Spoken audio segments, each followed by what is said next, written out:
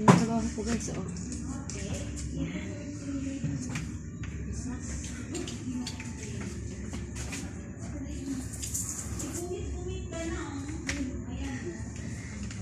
Hindi lang masahista ang gawa ko. Yan.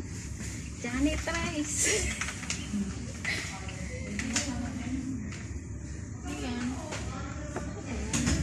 Spray para sa virus. Di ba guys?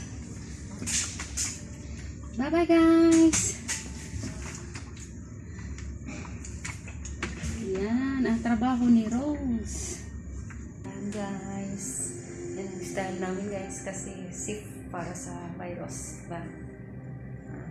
Terus wala akong customer, wala akong massage pa. Ayan. Ayan guys. Massage lang. Tapos guys, maglilinis ako ng banyo. Ayan guys. Ayan guys, oh.